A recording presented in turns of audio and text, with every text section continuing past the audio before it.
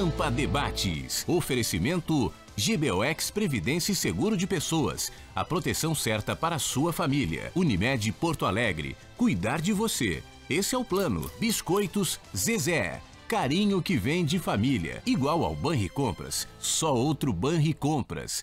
Estamos iniciando mais um Pampa Debates. Dentro daquela série que todo ano a gente realiza com o balanço das principais entidades e autoridades do Rio Grande do Sul. E hoje nós temos uma dessas entidades para iniciar esse nosso contexto de programação. E temos uma dessas autoridades. Nós estamos falando do FCDL e estamos falando de Vítor Augusto Koch, seu presidente. Prazer tê-lo aqui, presidente. Prazer todo meu, Paulo. Alegria poder voltar aqui no Pampa Debates. Bom, nós tivemos um ano aí cheio de conturbações, de nuances.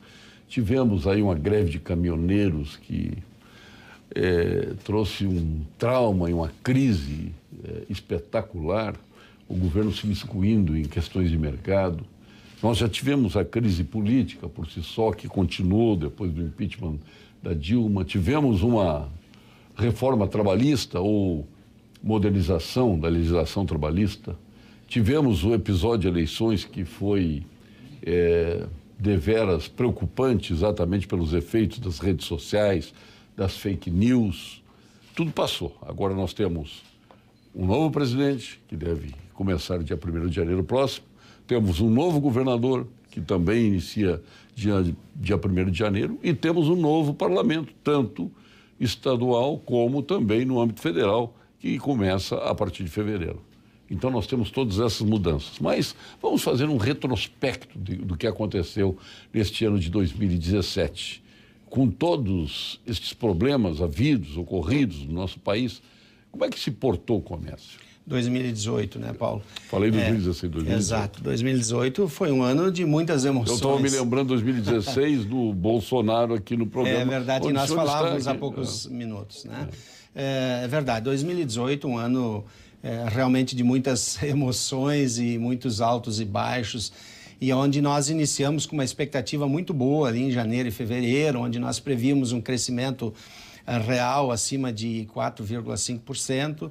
E aí veio essa situação constrangedora e impactante que foi a greve dos caminhoneiros e que levou muita gente a dificuldades enormes, especialmente pequenos empreendedores, pequenos criadores, pequenos agropecuaristas, enfim. Essa situação ela se estendeu para toda a comunidade e no comércio não foi diferente isso.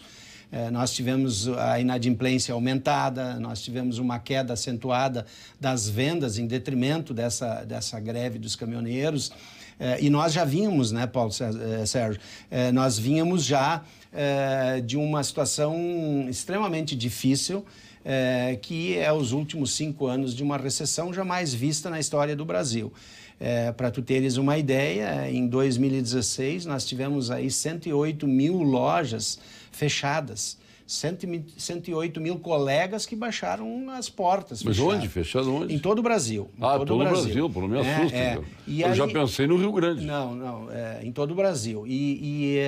O que aconteceu? 108 mil lojas representaram quase 190 mil pessoas desempregadas que diretamente prestavam serviços ao varejo, no atendimento. Isso é um número muito impactante. Quando diretamente 190 mil pessoas em um ano perdem o seu emprego, isso se estende na economia. Mas quantos abriram? Não, abriram, mas a nossa queda, eu não tenho esse número, mas a nossa queda foi muito acentuada, né? O número de novos empreendimentos... O balanço é negativo. É extremamente negativo, né? Então veio 2018 com uma expectativa de que o ano eleitoral sempre, historicamente, é onde o governo faz mais investimentos, onde a economia dá uma aquecida em razão desses investimentos. Isso não aconteceu, né? Ao contrário, aí com essa greve dos caminhoneiros, que foi, a gente achou que ia refletir maio, mas não, ela se estendeu junho, julho, agosto, né? E nós tivemos aí uma recuperação em setembro último. Então, tivemos o episódio das eleições também, que faziam com que investidores não tivessem ousadia de iniciar novos empreendimentos. Isso impacta no varejo. Nós tivemos a questão também no agronegócio, que embora o Rio Grande do Sul tenha tido uma safra muito boa e que ajuda muito o comércio, mas por outro lado também a construção civil muito parada, com muito estoque. E isso prejudica a gente, prejudica enormemente.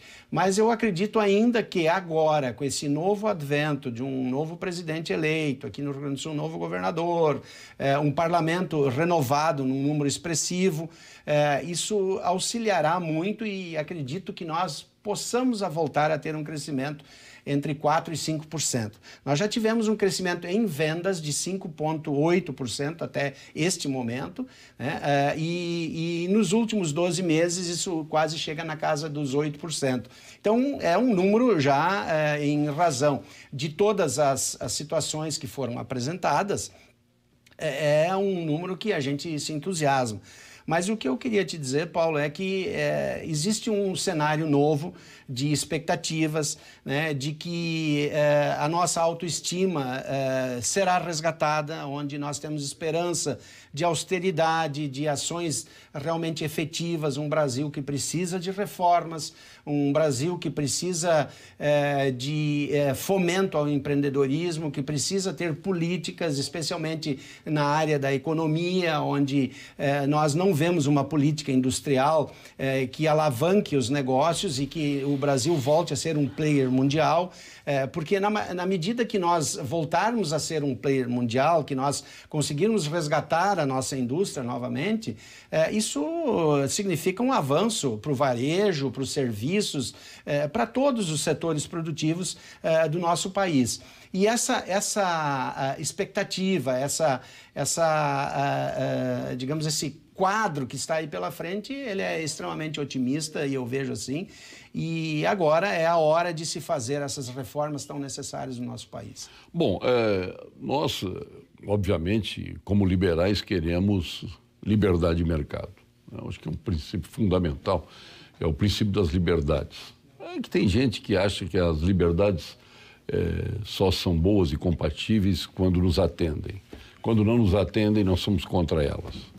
Mas existe uma coisa que o governo nenhum gosta, né? É tirar as amarras, as âncoras do empresário, né? Porque com este sistema de marionetes que o governo faz nas nossas vidas através dos tributos, né? Nos mantém atrelados ao governo, nos mantém dependentes do governo e o governo se torna um grande sócio na vida de cada um, não é só do empresário. É um sócio do trabalhador, é um sócio do empresário, é um sócio do produtor rural. O governo abocanha uma grande fatia das riquezas geradas do país. E muitas vezes isso vai pelo ralo da incompetência, da corrupção, das obras mal feitas, das obras inacabadas. Como é que se muda isto? Como é que se pode esperar que um novo governo possa mudar tudo isso, presidente? Tu tens razão em tudo que tu falaste.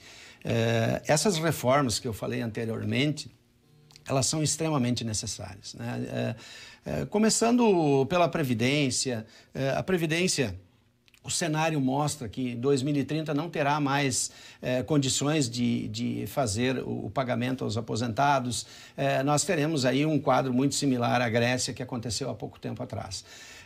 Nós precisamos de reformas que proporcionem o desenvolvimento, especialmente o empreendedorismo no país. Quando nós falamos em impostos, o empresário, ele paga impostos sobre aquilo que ele tem de lucratividade, ou seja, sobre o lucro, né?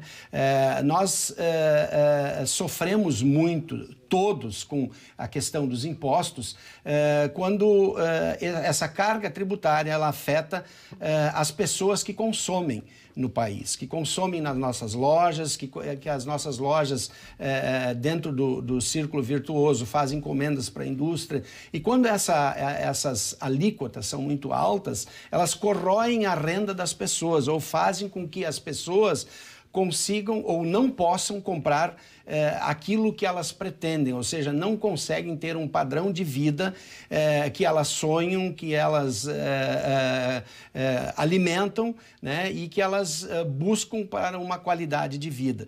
Então, a carga tributária alta, ela não afeta somente o empresário, ela afeta toda uma população, e nós vemos isso no país, né? Nós temos um problema muito sério aqui no Rio Grande do Sul, que é a questão do ICMS, que foi apresentado pelo governo Sartori e que foi uma promessa para nós feita de que esse ICMS ele valeria até dia 31 de dezembro desse ano, de 2018, né? E agora está por ser renovado, se já... Pois é, por que a gente observa empresários empenhados em aprovar ou apoiar um aumento de imposto, a manutenção dos impostos da forma como está? É que, na verdade... Que já é dantesca. Paulo, assim, na verdade, é um posicionamento de cada empresário, e por isso que nós vivemos numa democracia, um entendimento do coletivo, de um esforço para que a gente consiga sair dessa situação. Mas por que nós chegamos Mas nesse aspecto, presidente, me permita discordar, a vida inteira. Nós começamos com impostos que chegavam no máximo a 12%, há pouco tempo atrás. Menos, eu comecei a trabalhar no varejo quando era 11%. Quando era 11%, eu estou me lembrando de 12%. Aí foi de 11 para 12, foi de 12 para 13, para 14. Para 15. Nós temos que aceitar. E foi, e chegamos a esse patamar. Isso é lamentável. Por que esse processo de união dos empresários ele não acontece contra isso? Na verdade, é o seguinte, nós há poucos dias atrás tivemos uma reunião, as 5 federações, na Fiergs, a FEComércio, a Farsul, a Federação e a FCDL, e onde nós mostramos digamos assim, a nocividade dessas alíquotas que hoje imperam. Por exemplo, na conta da luz, 30% de ICMS. Se você olhar a sua conta de luz e ver quanto você paga de imposto de ICMS, tem muitos consumidores que pagam mais ICMS que consomem a real energia, né? Ou seja, você paga mais imposto do que energia que consome. Quer dizer, alguma coisa está errada, né? E quando você paga muito tributo... Eu diria que está tudo errado. Quando tu paga muito tributo, tu tira o dinheiro circulante e é o que tu disseste, é má gestão. E o que acontece com esse dinheiro? Ele se esvai e a população não tem o benefício suficiente.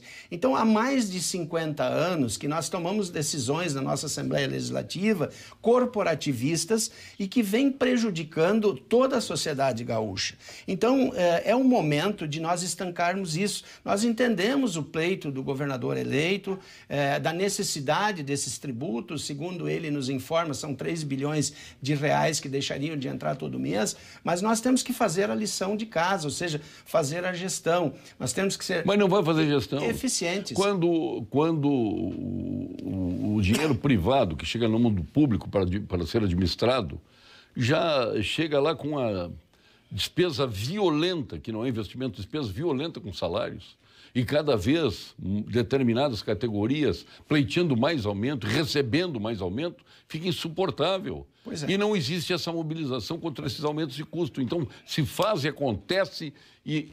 Exatamente. E eu acho que se o povo já não tem voz e não tem vez, e não tem mesmo, o empresário também não tem voz e não tem vez. Na verdade, assim, há uma culpa nossa por parte dos empresários. Fica todo mundo parecendo, me desculpe a expressão, presidente, galinha de beira de estrada. É verdade. Está ali, esgravatando. Às vezes morre uma, as outras continuam ali, daqui a pouco morre outras, outras continuam ali. Lamentavelmente assim. Eu concordo com isso. O empresário, ele nunca foi da cultura de se envolver em política. Isso vem mudando gradativamente, mas ainda de uma forma muito morosa. Nós deveríamos ser mais proativos e mais consistentes nas nossas defesas. Quando o dinheiro sai, é arrecadado, sai e vai para o governo na forma de tributos, esse governo já está com um déficit onde ele precisa arrumar mais recursos. Se nós continuarmos nessa escalada, o ICMS de 18 tem que ser 30% e não vai ser suficiente. Então, por isso que eu digo que nós precisamos fazer a lição de casa e aonde nós precisamos, sim, fazer com que medidas tomadas anteriormente sejam revistas. Quem tem tem direito adquirido e deve ser atendido na plenitude. Agora, os novos que entram têm que entrar sob outro regime. Aqui na TV Pampa, se você não é, na Rede Pampa, se você não é produtivo, tem alguém que quer ser produtivo e está esperando o seu espaço. Agora, no público não acontece isso. Você tem estabilidade de emprego, ninguém lhe tira. Se você tem produtividade ou não, ninguém vai lhe tirar disso, né?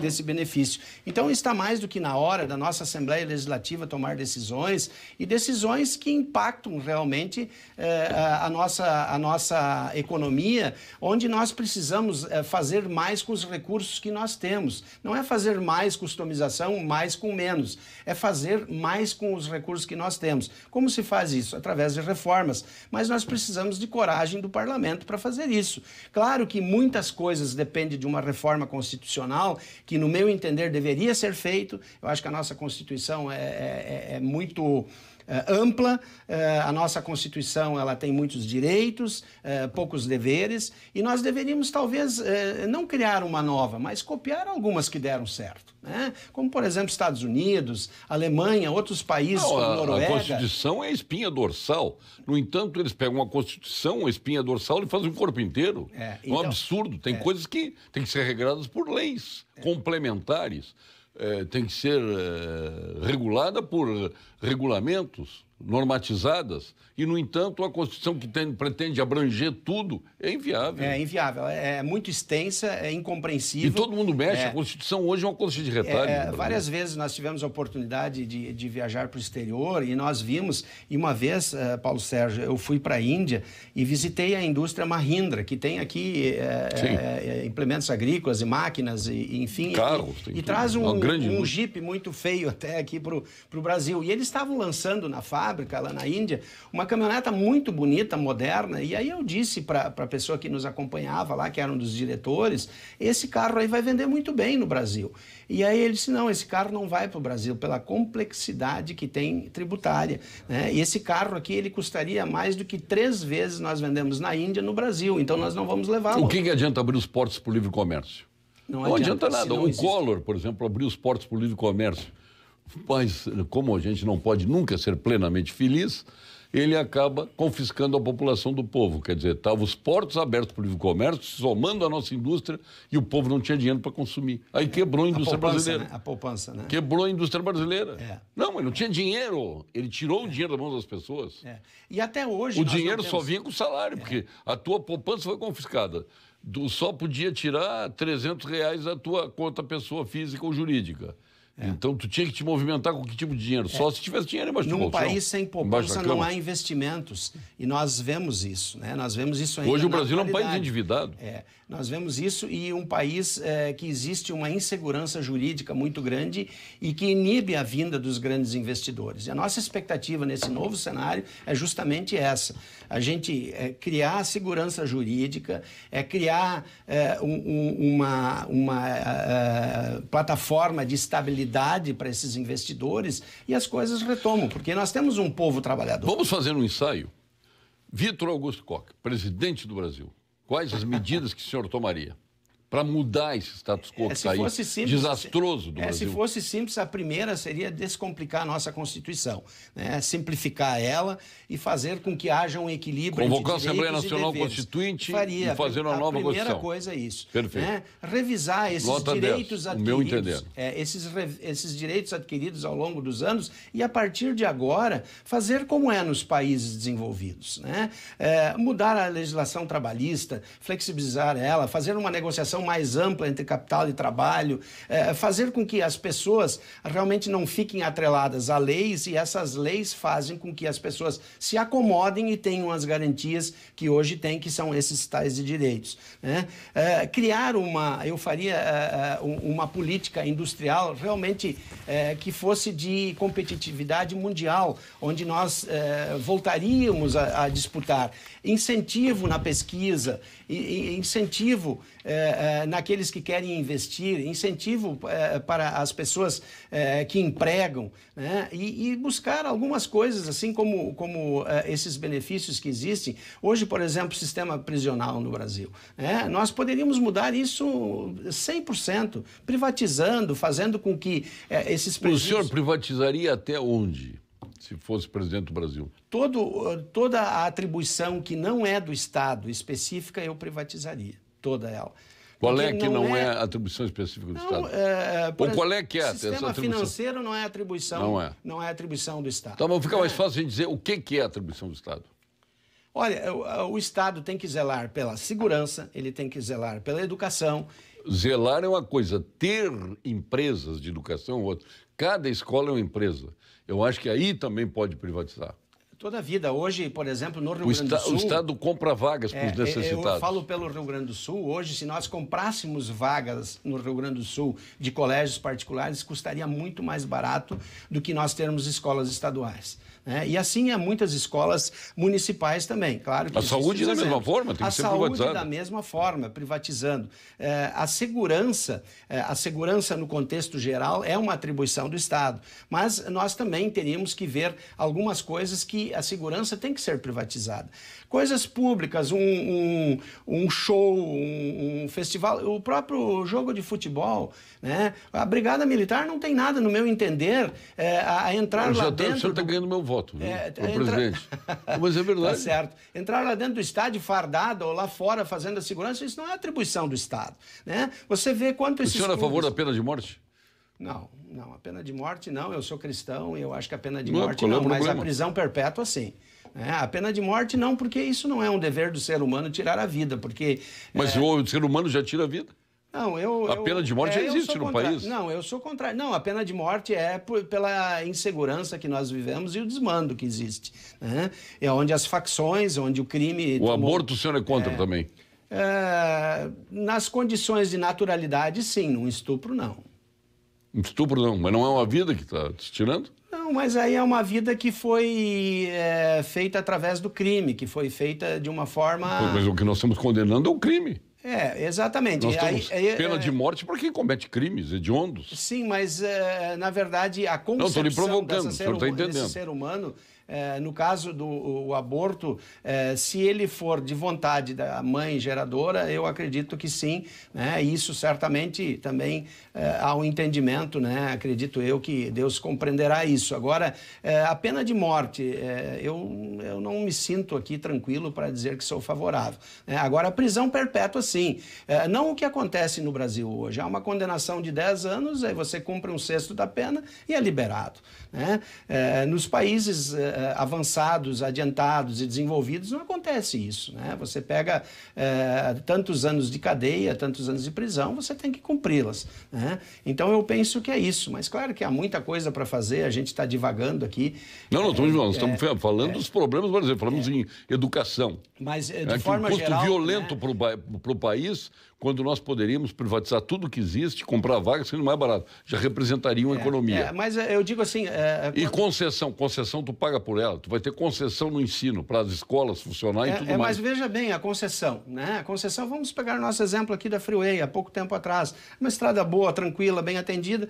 Aí houve um erro de gestão por parte do governo federal e talvez alguma parte da empresa também que não o governo não sabia.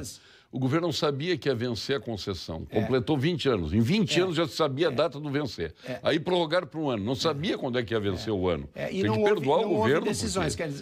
Quer dizer, existe problemas de gestão gravíssimos que devem ser, a partir de agora, corrigidos. Eu acredito muito nisso.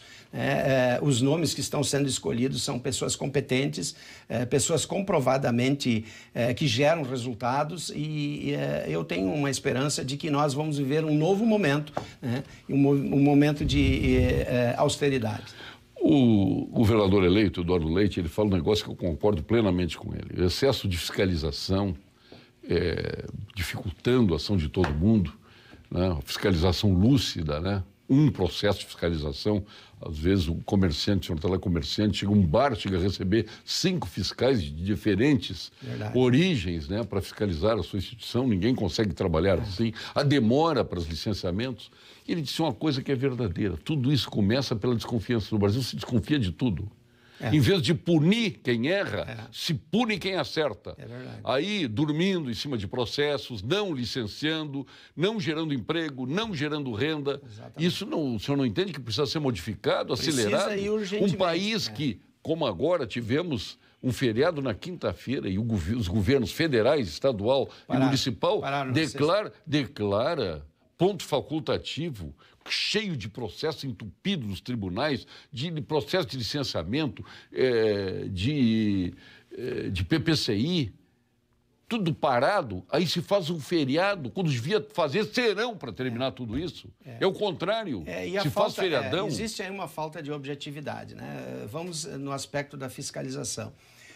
O comércio, ele sofre muito com fiscalização, por exemplo, com os órgãos de peso e medida, onde, especialmente, a micro e pequena empresa, que hoje representa 99% de todos os empreendimentos que existem no Brasil, ela é penalizada, ela tem uma lei especial. 99%? 99% hoje são micro e pequenas empresas. São pequenos empresários que na quantidade, não no volume. Na quantidade, no percentual. Percentual, não no volume de faturamento, não, claro, logicamente que não. No número de empresas existentes. Exatamente. Então, são pequenos empresários que geram 1 até 3, 4, 5 empregos, né? Então, esses empresários, especialmente o comércio, é muito penalizado com essas visitas. E tem um estatuto da micro e pequena empresa que prevê de que a primeira visita do fiscal, ela é para notificar e não autuar. O que acontece no Brasil? Autuam. Esse órgão que faz essa autuação, o recurso é administrativo, ou seja, você não tem nem a chance de... O momento orgásmico do burocrata é quando ele diz não. Ele tem prazer em dizer não. Ou... no momento que ele te fiscaliza e te faz uma autuação, também ele tem outro orgasmo. É impressionante. E aí existe uma dificuldade muito grande na pequena empresa, que são processos de gestão. Esses empresários, eles estão iniciando um negócio e não tem metodologia de controle, e aí muitas vezes o que acontece, Paulo?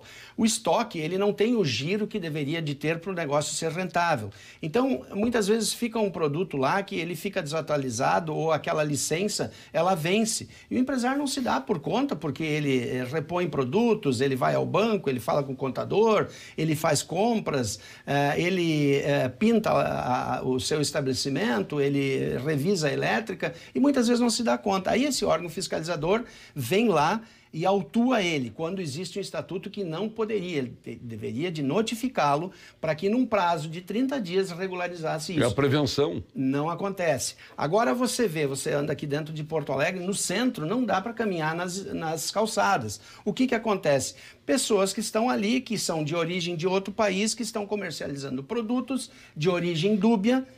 E vai um lojista inventar de botar uma gôndola na frente da loja, na rua? Na hora, não pode, né? Então você veja bem, em alguns aspectos a fiscalização é muito intensa e severa, e em outros não, né? Nada contra essas pessoas que estão buscando ali seu meio de vida, né? Mas quem traz esses produtos para eles, né? Bom, nós falamos isso já aqui num programa. A prefeitura não tem fiscais suficientes. Ora, um fiscal basta. Basta. É que tem 5 fiscalizando coisas diferentes. Quando era para ter unificar o poder de fiscalização. Mas basta para ver onde esse cidadão de noite recolhe os produtos dele, quando ele vende, quem é que repõe esses produtos e barrar. A nossa fronteira hoje ela é livre, entra qualquer coisa a qualquer momento, né? Claro que quando alguma coisa maior e há denúncia, a polícia age, a fiscalização age de acordo. Mas Triste agora do comerciante vai vender produtos de Natal. Os produtos de Natal estão em qualquer canto das ruas, sem impostos, a um preço vil. Exatamente. Porque não paga imposto. Exatamente. E que vem da onde? Não paga imposto, não paga aluguel, não paga nada. Isso? Aonde que é armazenado? Aonde que é estocado para distribuição? Então, eu acho que o governador realmente... eu tenho certeza que o governador eleito tem razão nisso. Eu acho que tem que simplificar, né, essa questão de fiscalização e realmente fiscalizar aquelas situações que causam dano à nossa economia. Sabor irresistível, presidente Vitor Augusto Koch. O senhor está convidado a experimentar as linguiças e salsichões Alimentos Castro, que é uma empresa gaúcha de Pelotas desde 1960, atendendo a todos nós. Os melhores embutidos estão nos frigoríficos Castro. Tem mais experiência. Aliás, o senhor pode encontrar em toda a rede Zafari, viu? E se quiser comer um prontinho, vai lá na Parrilla del Sur. Olha aí. Maravilha, aquele chouriço espetacular. Aliás, o senhor é meu convidado. Vamos sair do programa hoje para fazer o nosso fim de ano aí. Vamos lá na Parrilla del Sur comer um chouriço da Castro. Então, frigorífico Castro, lá de Pelotas, hein? Aliás, nós temos aqui a Zezé de Pelotas, nós temos o frigorífico Castro, temos o Coqueiro de E temos Pelotas. até o governador agora. Temos a Sanitas aí, que foi fundada em Pelotas em 1931. Só falta o leite, né, aqui no programa. Né? Grandes histórias começam nas melhores vinícolas, se transformam em vinho e chegam à sua taça, a minha, de todos nós, através desse trabalho minucioso que a Vinhos do Mundo faz, importando de Mendonça, do Vale do Colchagua, do Piemonte, Toscana, Languedoc, Patagônia, Tejo e muitas outras regiões. Aí estão os mais diferenciados rótulos. Viva a melhor experiência do velho e do novo mundo em uma loja de vinhos da Vinhos do Mundo. Na Cristóvão Colombo, 1493, na Getúlio Vargas, 1135 e na Lípio César, 203. Apoiar o empreendedorismo é mais do que apoiar o surgimento de novos negócios. É impulsionar a verdadeira transformação capaz de melhorar a rua, o bairro, a cidade e o desenvolvimento de toda uma região. Uma cafeteria, por exemplo, funcionando no seu bairro, deixa a rua mais movimentada. Ou um aplicativo que ajuda a encontrar serviços, gera oportunidades de trabalho para muita gente. Este é o poder transformador do empreendedorismo. E você? Você quer empreender? Quer expandir seus negócios? O Sebrae RS tem projetos, consultorias e capacitações para apoiar você.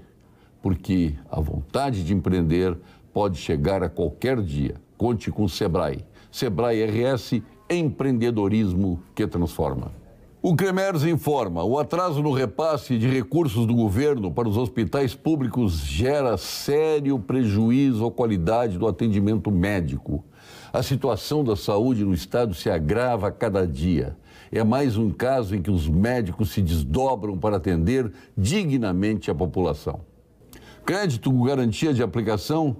A Unicred tem. Pois aproveite as taxas super atrativas a partir de CDI mais 0,29% ao mês e o parcelamento em até 60 vezes para você usar o dinheiro como quiser. E você não perde rendimento, porque não precisa mexer na sua aplicação. Não perca esta oportunidade exclusiva. Cooperado Unicred, fale já com o seu gerente e aproveite.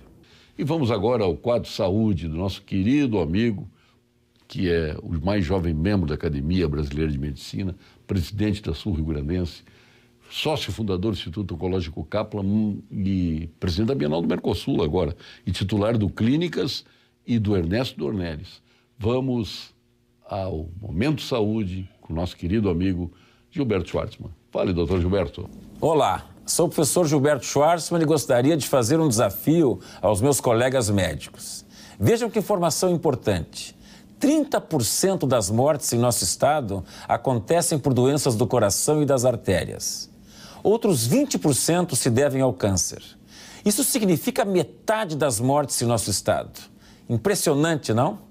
A boa notícia é que podemos evitar essas mortes se identificarmos fatores de risco como pressão alta, tabagismo, colesterol elevado, diabetes, obesidade, sedentarismo e abuso de bebidas alcoólicas. E se convencermos os pacientes a realizarem os exames preventivos do câncer, como o citopatológico do colo do útero nas mulheres com vida sexual ativa, a mamografia em todas as mulheres a partir dos 40 anos, o toque retal e o PSA nos homens a partir dos 50 e a colonoscopia nos homens e mulheres também a partir dos 50 anos. Você fala que quer um Brasil melhor, não é mesmo? Seja então um guardião da saúde de nossa população. Não interessa por qual porta uma pessoa chega ao sistema de saúde. Faça a sua parte. Dedique alguns minutos da consulta e veja se o paciente vem seguindo essas recomendações. Dessa maneira, poderemos reduzir as principais causas responsáveis por 50% de nossas mortes. Eu me refiro a uma de cada 2 mortes. Vale a pena. Obrigado, doutor Gilberto Schwartzman. A gente está falando tanto aí nos licenciamentos, então, o problema é que o Estado vai abocanhando coisas da iniciativa privada, de profissionais liberais. É inadmissível que bombeiro tenha que dar PPCI. Daqui a pouco é bombeiro que está construindo obras. Quem constrói obras são engenheiros, quem faz cirurgia são médicos, quem dá licença de incêndio são engenheiros de segurança. Esse foi lá, fez o laudo, fez as exigências, assinou. Se der qualquer problema, ele é o responsável. Aqui, se tivesse um engenheiro de segurança legalmente responsável, ele estaria na cadeia. É verdade. Não precisaria ser parafernália com os bombeiros aí sendo condenados e tudo mais. Aí é o cara da banda que botou o fogo de artifício. Isso que está faltando. E o Estado vai abocanhando, né? Essas profissões é a preservação da própria espécie.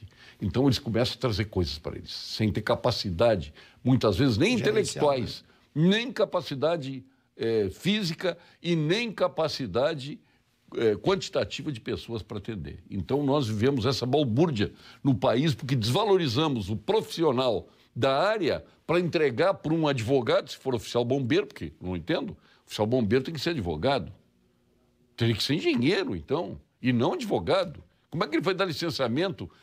O que ele conhece de segurança do trabalho para dar licenciamento? Mas, no entanto, é assim. Então, aí quando chega lá numa pequena comunidade, o soldado é o cabo que dá licenciamento. Esse é o Estado completamente desvirtuado, fora dos trilhos da sua real competência, né? Quando devia, bombeiro é para pagar incêndio, para isso, para salvar vidas quando necessário, para atender as emergências que a cidadania precisa, e não para estar dando laudo e nem vistoriando coisas. Não é, isso é para o engenheiro. Como numa cirurgia, o médico vai lá, faz a cirurgia, não tem que estar pedindo a bênção para o poder público. Convenhamos. E o custo do não fazer, né, é muito maior do que fazer. Imagina, tem uma empresa aqui que se instalou em Cachoeira de Móveis, né, levou 3 anos para ter a licença ambiental, 280 empregos. Aí quando deram a licença ambiental, vamos fazer uma solenidade no palácio para comemorar. Ele disse, eu ir no palácio comemorar o quê? Eu estou assinando a minha burrice se fizer isso. Já podia estar gerando emprego e renda há 3 anos. Eu estou só agora sendo liberado.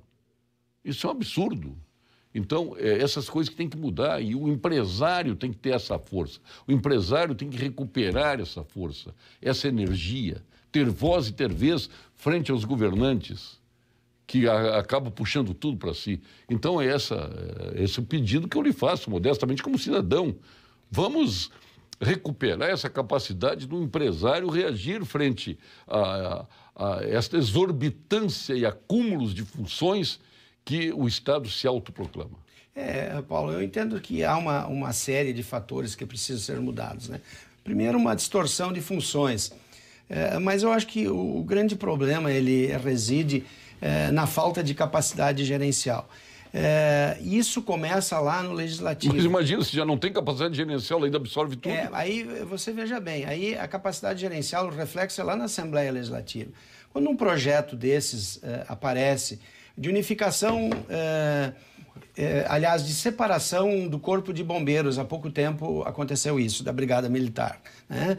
Onde hoje o Corpo de Bombeiros é uma entidade, a Brigada Militar é outra, né? Então, começa a se segmentar e cada um com uma capacidade de gerenciamento que, como tu falaste, não é dele, não é apropriada. Isso nós precisamos ter consciência e fazer com que o nosso posicionamento ele influencia as decisões do parlamento. Então, nós precisamos trabalhar muito na Assembleia Legislativa, onde nós precisamos estar perto dos legisladores. Esses legisladores, eles precisam escutar as pessoas que têm experiência, que tem conhecimento. Esse desvirtuamento de funções que acontece hoje, por exemplo, um bombeiro dar a autorização, ele tem conhecimento, mas ele não tem conhecimento de quê? Não, ele tem conhecimento talvez de prevenção, de apagar de incêndio, de apagar isso inflamável, enfim. Agora, quando tu diz... Mas ele tem mais condições que o engenheiro? Claro que não. Então, por exemplo, o engenheiro de segurança é que tem que fazer o projeto, esse projeto, então, ser aprovado pelo poder público. Quando nós fomos à Espanha verificar como é que o varejo, o comércio se comporta lá, o que acontece? Você vai abrir um negócio, você primeiro leva esse projeto do seu negócio para a entidade que é responsável pela organização do setor produtivo. Ou seja, a Câmara de Comércio da Espanha. Então ela vai olhar esse projeto. Ela aprovando esse projeto, vendo viabilidade econômica. O que é viabilidade econômica? Tanto para o empreendedor como para o local onde ele vai se instalar. Eu explico. Como que isso funciona? Bom, eu vou instalar uma padaria, né, em tal região.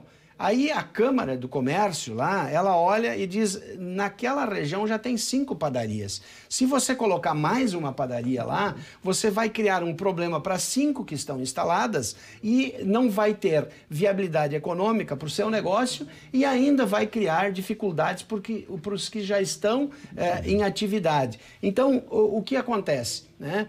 Aqui as coisas são feitas a toque de caixa, né? E lembro bem uma vez que aconteceu, um deputado, não lembro o nome, mas que o filho dele fez um uso não recomendado do seu cartão de crédito, se tu lembra disso, e ele fez uma lei que foi aprovada pelos seus colegas aqui na Assembleia, e quando a gente ia num supermercado fazer uma compra com cartão, nós tínhamos que apresentar a carteira de identidade, e isso era anotado no ticket. Lembra disso?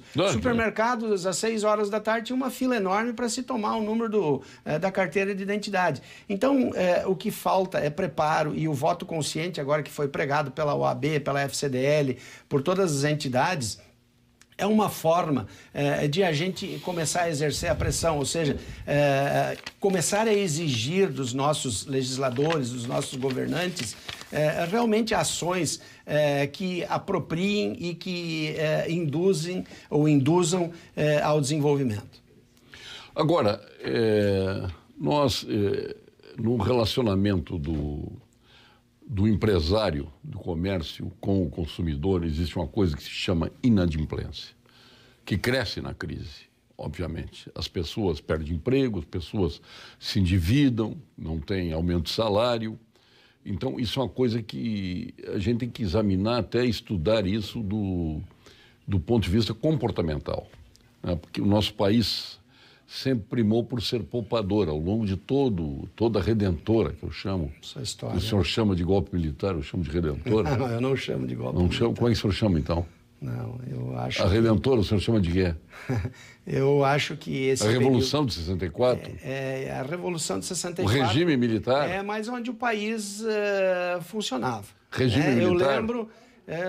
não sei se era regime militar, eu não entendo por isso, porque eu não via o exército na rua, eu via a brigada militar com 2 soldados sendo respeitados, eu via estradas, eu via colégio funcionando, eu cantava o hino nacional, eu hasteava a bandeira em segunda-feira. Então o senhor está comigo, é redentora, então.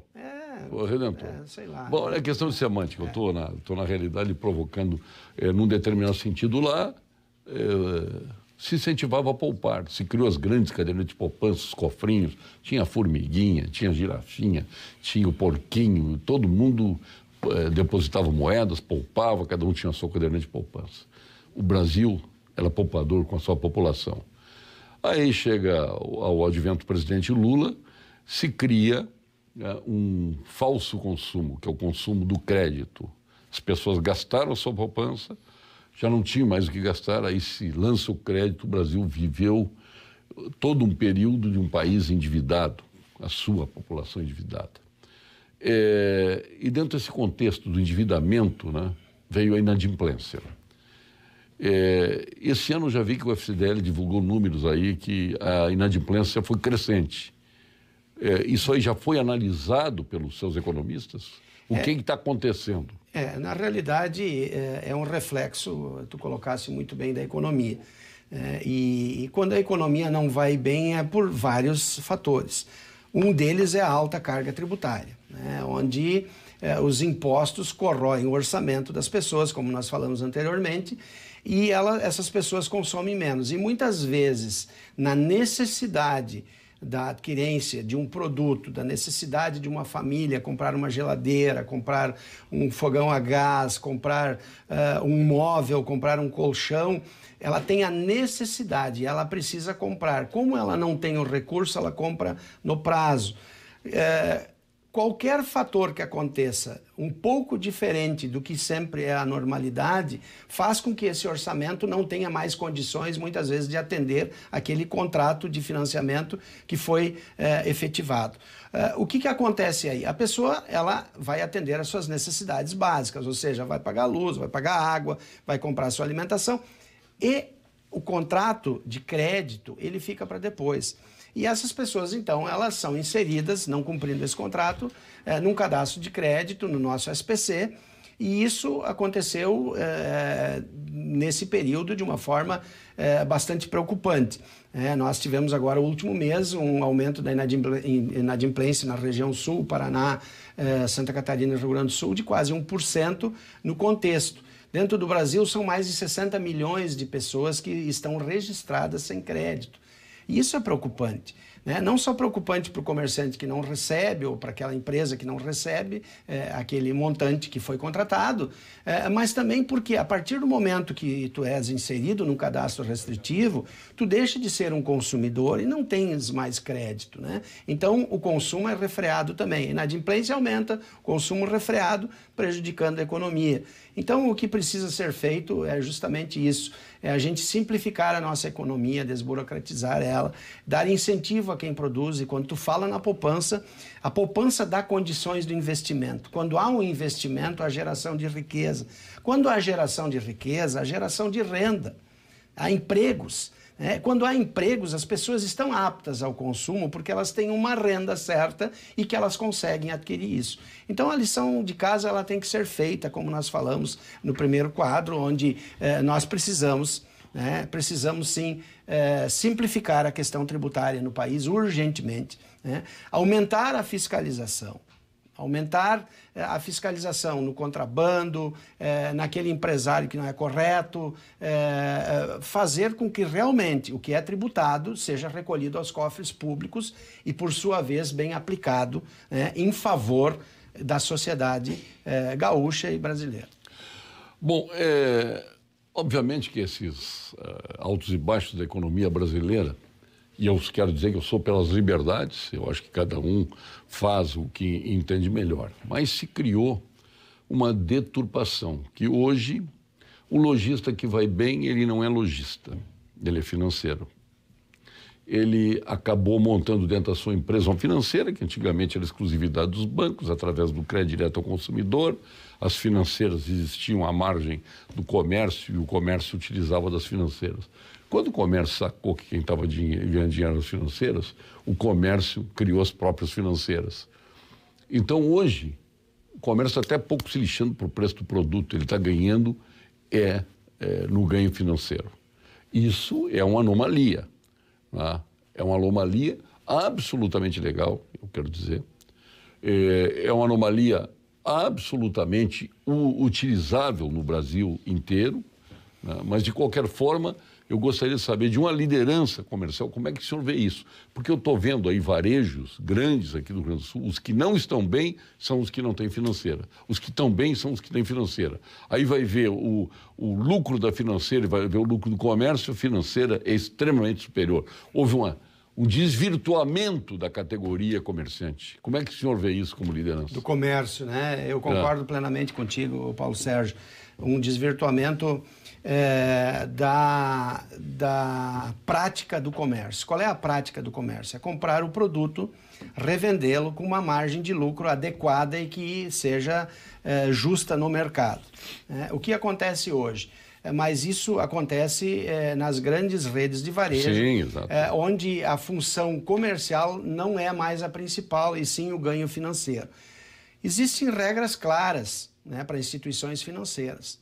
E essas deveriam ser aplicadas. Por isso que aí fica difícil competir. Elas deveriam ser... Porque como o preço perdeu importância, o preço do produto, porque se o cara ele joga com o preço lá embaixo para ganhar no financeiro. E as pessoas embarcam. Mas aí, veja bem, eu acredito que um aprimoramento da legislação resolveria isso. Por quê? Você compra essa xícara a R$10, e como você tem muito capital de giro, você tem capitalizado, você pega e coloca os tributos que tem sobre essa xícara e vende a R$12 no preço à vista e você coloca um juro, por exemplo, de 1% ao mês e vende em 20 meses. Nenhuma aplicação financeira hoje, a não ser para grandes capitais, rende 1% ao mês. Então, já existe aí uma situação de ganho financeiro. E isso precisa ser regrado. Certamente, essas grandes empresas pagam os tributos sobre essa operação. Mas ela é injusta e desigual quando você vai para o comércio. Como que um pequeno comerciante, por exemplo, pode fazer isso, vender um produto em 20 pagamentos? Ele não tem capital de giro para suportar isso. Então, a palavra adequada é um desvirtuamento de uma situação que desde a existência, né, do mundo, que é a ação da troca, do comércio de produtos, né, onde esses produtos eles passam a ter ganhos financeiros e não de lucratividade na comercialização. Eu acho que regras claras poderiam modificar isso, né? Também regras de parcelamento, regras de juros que deveriam ser mais claras, menores, né? Para que as pessoas realmente pudessem comprar e pudessem adquirir aqueles seus bens dos sonhos, né? Que almejam ou da sua necessidade. Eu vejo isso com preocupação. Porque isso vai tirando a concorrência do mercado. Nós já temos a concorrência do mercado eletrônico, do e-commerce, né? E isso vai tirando pessoas... Eu ia entrar no e-commerce. Da área do comércio. A insegurança total para quem está nas ruas, a insegurança, a desproteção do comerciante, é uma coisa impressionante, né? O cara está à mercê de tudo ali, colocando em risco a própria vida. Difícil.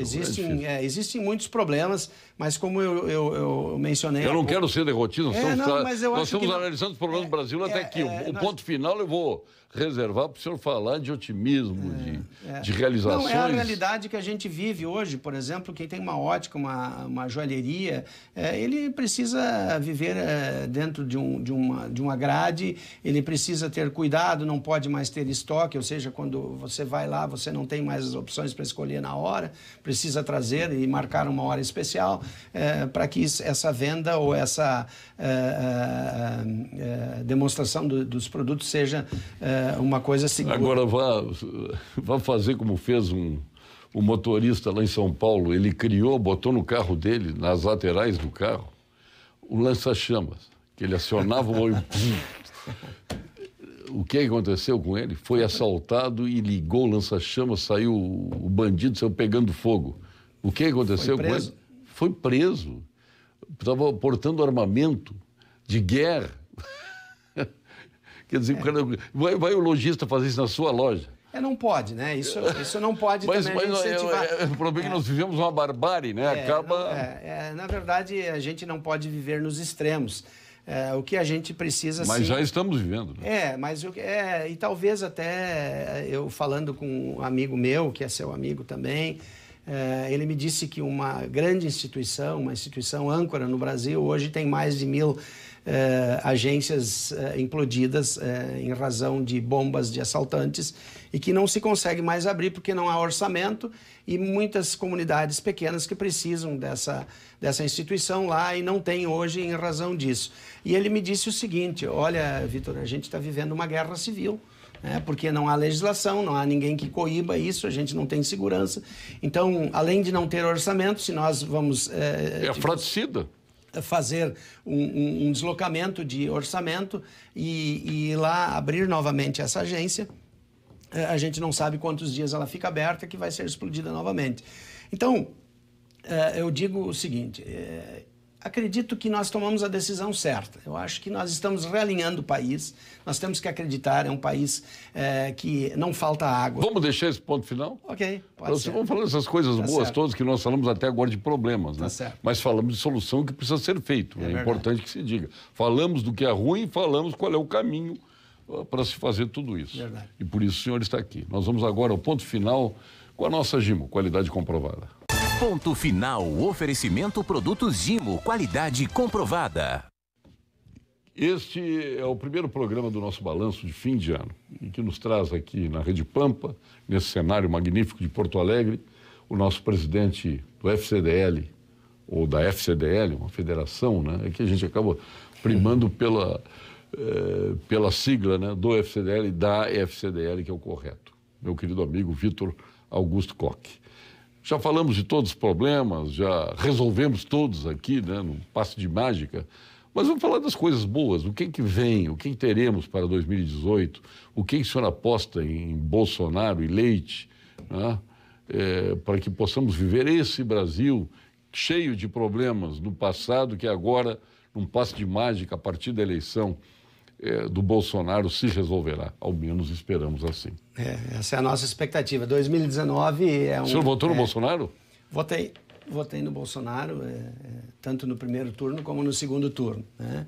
No início, eu tinha a convicção do Alckmin frente à sua experiência de gestão, mas depois acompanhei algumas ações durante a sua campanha atacando e aí realmente me desgostei. Aí, já no primeiro... é verdade.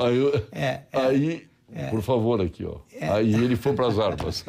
Na realidade, eu sou um administrador de empresas, então eu primo pela gestão, especialmente pelo planejamento estratégico, mas me convenci de que o voto teria que ser num alinhamento, numa seriedade, na busca de pessoas competentes e sempre escutava o Bolsonaro, o presidente agora eleito, falando de que algumas áreas ele não entendia e que se cercaria de pessoas competentes. Assim é um gestor. O gestor, ele não sabe fazer tudo, né? Então ele tem que buscar pessoas competentes. Nós falávamos aí no bombeiro, que faz coisas que não é da sua atribuição, né? Eu vejo sim o ano de 2019 com excelentes perspectivas, vendo algumas ações que já estão sendo tomadas muito proativas. Acredito muito no presidente Bolsonaro, acredito na sua equipe, porém existe uma coisa a ser feita. As reformas precisam ser feitas. E isso, quando se faz reformas, quando se faz mudanças, quando se muda posicionamentos, quando se muda estratégias, existe aqueles solavancos, aquelas crises que as pessoas não gostam, mas o Brasil não tem mais outro jeito. Isso precisa ser feito. A reforma da Previdência é uma coisa urgente, ela tem que ser feita indiscriminadamente. Assisti há poucos dias atrás, no Rio de Janeiro, uma demonstração de um professor da USP, onde ele mostrava com clareza, 2030 é bancarrota, não tem mais dinheiro para pagar. Nós vivemos já num momento de dificuldades. E nós vivemos pessoas que trabalham uma vida toda, que têm tempo de trabalho e que são aposentadas e que não conseguem sobreviver com isso. Então, reformas... E tem gente aposentada com 48, É verdade, 47, que é injusto. Recebendo... uma grana preta, exatamente, ad eterno. Exatamente, com vantagens, né, e que são pagas pela sociedade. Então, essas reformas, a construção de políticas adequadas, políticas na área da economia, a política industrial ela é urgente, a nossa indústria é sucateada, ela não é mais concorrente para ninguém no mundo. Nós precisamos ter políticas comerciais de exportação claras e que sejam favoráveis ao país. Nós precisamos ter políticas claras de segurança, nós precisamos fazer com que o Estado, como nós falamos anteriormente, cumpra a sua tarefa de Estado, né, e não de iniciativa privada. E eu vejo aqui no Estado também o governador Eduardo Leite, um competente gestor, deu provas disso lá em Pelotas, uma cidade que é extremamente pobre, né, e conseguiu fazer uma gestão com uma aprovação muito grande, porque se não tivesse feito um trabalho bom, não teria. Fez 90% dos votos. Exato, mas também eu quero deixar aqui o meu reconhecimento ao trabalho que o governador Sartori fez. Maravilha. É um trabalho bem difícil, lembrado. Um trabalho que ele teve coragem, ousadia e faria muito mais também se tivesse sido eleito. Uma pessoa absolutamente correta. Correta, competente, talvez não tenha feito na velocidade que nós esperávamos, mas o gringo é jeitoso, ele jamais quer... Mas às vezes não deixam fazer na velocidade. E a velocidade muitas vezes... A Assembleia atravancou muito. E quem enxerga de fora entende como simples o processo, mas quando a gente está envolvido, a gente sabe que não é assim, né, e que existem muitas coisas que engargalam, né, vontades que a gente tem. Então, eu vejo o ano 2019 como muito promissor, e eu dizia há pouco, o nosso país não falta água, o nosso país não tem terremoto, o nosso país não tem maremotos, nosso país tem uma terra fértil, tudo onde a gente semeia cresce, né? Como diz a nossa música, né? Gauchesca aqui. Nós hoje vamos plantar no Nordeste, com a tecnologia que tem, por exemplo, em Israel, com o gotejamento, nós podemos tirar grande produção no Nordeste do setor. Nós temos aqui nos problemas o Pozunami. Polvo Nami. O nosso tsunami é o povo, lamentavelmente. Mas eu acho que o povo, por falta de lideranças, por falta de políticas adequadas, se criou essa cultura. E eu acredito que com governantes austeros, com governantes que tenham boas intenções, com a nós tínhamos que acelerar esse processo de recuperação do povo brasileiro. Nós temos. E, o povo perdeu a dignidade, lamentavelmente, pelas ações de governantes incompetentes. Nós temos que incentivar a pesquisa, nós temos que incentivar a tecnologia da informação. Existem vários setores que podem ser aprimorados e fomentados que geram resultados muito rapidamente. E eu acredito que isso vai acontecer. Eu tenho esperança de que a gente está vivendo um novo Brasil, um novo momento, e que todos teremos vantagens com isso. Meu caro presidente Vitor Koch, agora o senhor tem, nesse encerramento de programa, as câmeras, os microfones à disposição, para o senhor se dirigir aos seus associados que estão espalhados por esses 496 municípios, é isso, né, do Rio Grande do Sul? 497. Agora 497, né? Depois do Advento Pinto Bandeira, né, foi para 497. Então, a Rede Pampa aí abrange 90% da nossa população, quase todo o território gaúcho. Então, é para essas pessoas que o senhor vai se dirigir neste momento agora, claro que projetando o ano, né, agradecendo tudo que lhe passou de bom e na vida de cada um de nós, né, e, obviamente, desejando aquilo que todos nós precisamos, né? Um belo ano novo, né? É verdade. Bom, Paulo, o comércio, nós da FCDL defendemos muito a gestão da qualidade, e nós temos talvez o maior programa de qualificação do país, que é chamado QComércio, e que tem apresentado resultados extraordinários. As empresas que adotam esse sistema, onde nós temos aí treinamentos e qualificações online, ou seja, EAD, onde a pessoa pode acessar esse programa de qualquer lugar, com smartphone, com computador, com tablet, enfim, onde ela pode aprender, e onde nós ensinamos técnicas de gestão, especialmente metodologias, onde nós conseguimos acompanhar em tempo real o desenvolvimento dos nossos negócios. Ou seja, a gente não precisa esperar acontecer o prejuízo, e nós podemos, em tempo real, mudar isso. O senhor está parecendo o Geraldo Vandré, quem espera faz a hora, como é? Quem espera faz a hora, não. Como é que é? Quem sabe faz a hora, não espera acontecer. Então, obrigado. Então, na verdade... Isso é meio comunista, mas tudo bem. Esse programa que nós temos do QComércio, ele tem um software de gestão onde você descreve o seu planejamento estratégico, todas as ações, e ele é como se fosse um gerente, ele lhe lembra. Por exemplo, o meu programa agora de manhã, quando eu liguei meu smartphone, ele dizia, hoje você tem um programa lá com o Paulo Sérgio na Rede Pampa. Se eu não alimentar ele agora no final do dia e fazer uma notícia de que eu estive aqui e colocar alguns assuntos que nós falamos, amanhã ele vai me lembrar que eu não vim aqui, que eu preciso fazer. E durante 5 dias ele faz isso. No 6º dia, ele manda um recado para quem manda lá em casa, a Carla, né? E aí a Carla, ele disse para a Carla, precisa ajudar o Vitor, que ele esqueceu de ir lá no aproveitar e mandar um abraço para sua esposa. Exatamente. A Carla, para lá de Três Coroas, para filhos. Augusto, para Bruna e para Camila. São 3 filhos? Isso, 3 filhos. Não tinha televisão? Aliás, o senhor tem comércio lá em... Tem comércio, qual é loja o seu de comércio? Móveis e eletrodoméstico, a loja Silmar. Agora, dia 10... Tem televisores, tem tudo? Tem televisores, geladeiras, cozinhas planejadas, projetadas, e trouxemos aqui para Porto Alegre. E o senhor entrou, passou já o nosso... Black Friday, o senhor entrou? Sim, nós entramos, mas o nosso Black Friday ele já começa na semana anterior.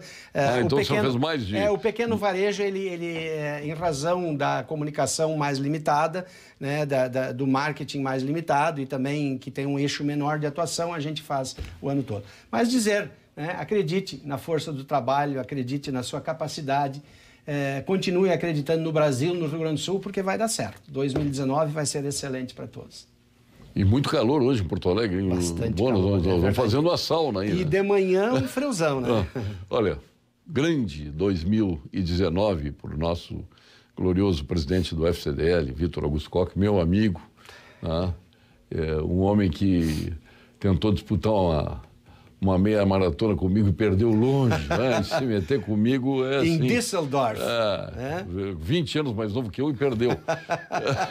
A verdade não é essa. Não, e perdeu, Tiquinho. Mas olha, nem fala nada para ninguém. É verdade, não vamos falar nada disso. Fazer outra, fazer a revanche. Muito obrigado, presidente. O senhor é muito querido, muito amigo Paulo de Sérgio. todos nós. E ao comércio do nosso muito querido e valoroso Rio Grande do Sul, né? Um grande abraço a todos os nossos amigos, aos sócios do FCDL, né? Da nossa FCDL, Federação das Câmaras de Dirigentes Lojistas, né? E nós temos encontro marcado sempre com o presidente. É que ele não está sempre disponível, né? Ele vive no meio de Três Coroas lá, para sair de lá não é fácil. Para vir do programa, mais ainda. Mas vai participar bastante conosco aqui em 2019, se Deus quiser. Muito obrigado pela sua atenção. Vem aí o Jornal da Pampa com os nossos apresentadores locais, os apresentadores das nossas televisões do interior do estado. Obrigado, boa noite.